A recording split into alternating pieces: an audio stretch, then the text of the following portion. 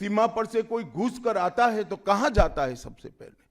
सबसे पहले बंगाल के गांव में जाता है। आपका पटवारी क्या कर रहा है? आपका थाना क्या कर रहा है? क्यों इसको अरेस्ट नहीं किया जाता? क्यों उस पर केस दर्ज नहीं होता? क्यों इसको वापस भेजा नहीं जाता? जवाब है क्या आपके पास? क्या बंगाल की मुख्यमंत्री जवाब दे सकती है कि असम में घुसपैठ क्यों बंद हो गई? त्रिपुरा में घुसपैठ क्यों बंद हो गई? गुजरात और राजस्थान की बॉर्डर पर घुसपैठ क्यों नहीं होती है? पंजाब की बॉर्डर पर घुसपैठ क्यों नहीं होती है? कश्मीर की बॉर्डर पर घुसपैठ क्यों नहीं होती है? सिर्फ बंगाल में क्यों होती है?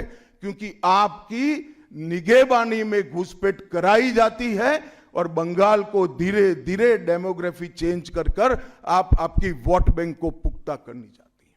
मगर ये लंबा नहीं चलेगा। बंगाल की जनता अब जान गई है और इसके खिलाफ लामबंद भी हो रही है। और मुझे मालूम है अगला चुनाव घुसपैठियों को निकालने के मुद्दे पर और घुसपैठ रोकने के मुद्दे पर लड़े जाने वाला है, क्योंकि न केवल ये बंगाल का अब मामला रहा है।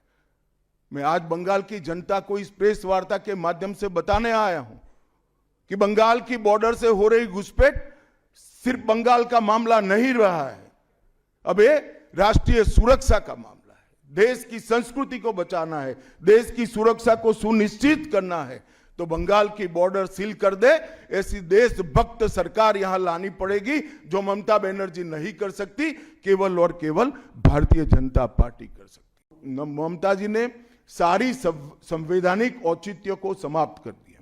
किसी भी राज्य में प्रधानमंत्री जाते हैं तो वो देश के प्रधानमंत्री होते हैं। कई राज्यों में हमारी सरकार नहीं, कहीं ऐसा व्यवहार नहीं होता। वंदे भारत ट्रेन देने प्रधानमंत्री आते हैं, ममता जी स्टेज पर नहीं जाती है।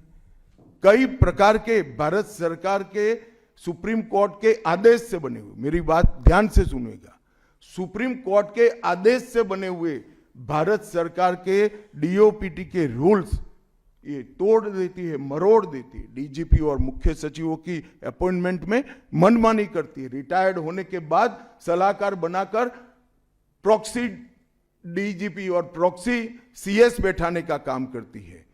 ये 34 साल कम्युनिस्टों का शासन और 15 साल टीएमसी का शासन, ये केंद्र विरोधी मानसिकता बंगाल की जनता में खड़ा कर हमारी संविधान की स्पिरिट थी, उस स्पिरिट का कंप्लीट इन्होंने अनादर करने का काम किया है।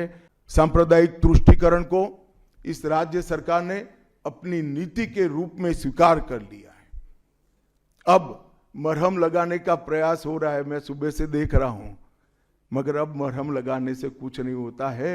हृदय पर, बंगाल की हिंदुओं के हृदय पर घाव इतना गहरा बैठ गया है कि कोई मरहम काम नहीं आएगा।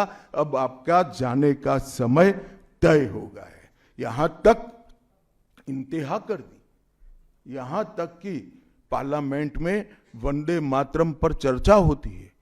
बंकिम बाबू ने रचे हुए वंदे मातरम पर चर्चा हुई, जो गीत पूरे हमारे आजादी के आंदोलन का प्रेरणा गीत बना, वो वंदे मातरम की चर्चा का तृणमूल कांग्रेस विरोध कर रही है, क्योंकि उनकी वोट बैंक इससे नाराज हो रही है।